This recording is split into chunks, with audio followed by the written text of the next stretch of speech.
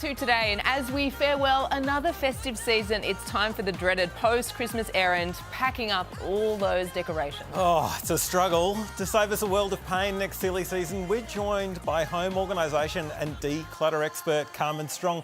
Carmen, let's start with the Christmas tree storage. What's your advice here? Christmas tree storage can be difficult because it's large and it's bulky, and it's only used for a month in a 12-month period. So packing it down in a box would be ideal, and storing it away in something that's a little bit out of reach and something that's not in your prime location. So a garage, a storage room, and getting it away is probably the best thing so that when you can bring it back out at Christmas time, it's all in one location and it's not damaged. Have you met anyone who just leaves it up?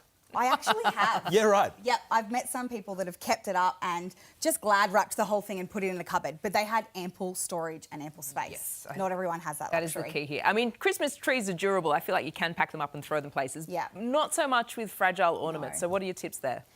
My tips for the decorations and your glass and all of those things would be to individually wrap them if you can. Yep. But a storage box like this is the ideal world. Not everyone has this luxury, but a storage container that's durable, individually tissue paper wrapped and things like that would be great. Don't use newspaper because that transfers. Right. But tissue paper is ideal. But if you can find yourself one of these boxes just from your local hardware store, Bunnings, you will be able to really organise it in layers and categories. And the heavier ones at the bottom, the lighter, delicate ones at the top. This is immaculate. Can you come and do this with It my is. house? Just packed so beautifully. organised. Now, every year we spend, I don't know, hours just untangling those fairy lights. So I just reckon a little bit of advice on how you get them nicely packaged so we're saving time next Christmas. Yeah, that is definitely a pain point for a lot of people. This box here is super handy. You can actually pull these out and you end up having the ability to wrap the cords around, and then you can label them to the location of where you have them. So it could be external tree frame. Yeah. Yep. And what exactly it is, because once they're wrapped up, you don't know the colour, you don't know what they are, there's no tags.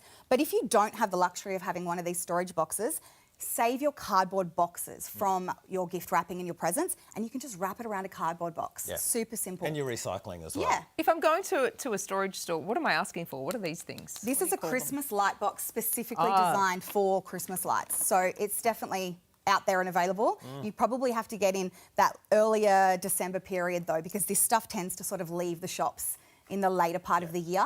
But if you can, plan ahead, November, December, this stuff is ready and available out in your hardware stores. Well, the other issue is always wrapping paper. I've got so many kind of half-used rolls.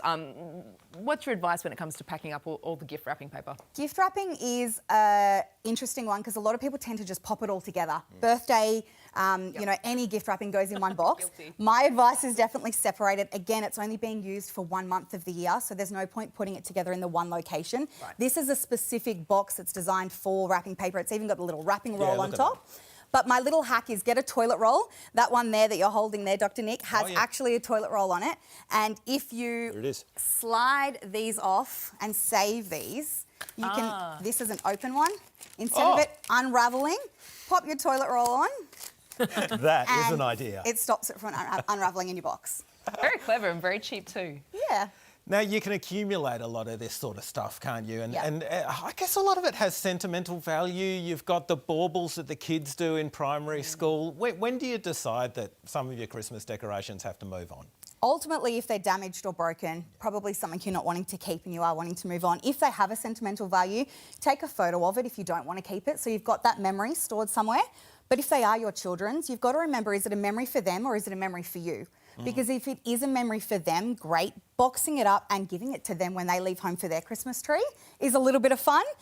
But if you are wanting to keep it for your own memories, you know, it's making sure that it still brings you joy, it gives you a smile on Christmas, and if it does, holding on to it's totally okay. But you don't want to be keeping things that are broken, damaged, or if the colour scheme no longer suits what you do, then it's probably time to either move it on or pack it away and rotate your styles each season. Some very handy and some very timely tips there. Absolutely, and that's what it's all about, isn't it, Carmen? Making memories. Thanks so much.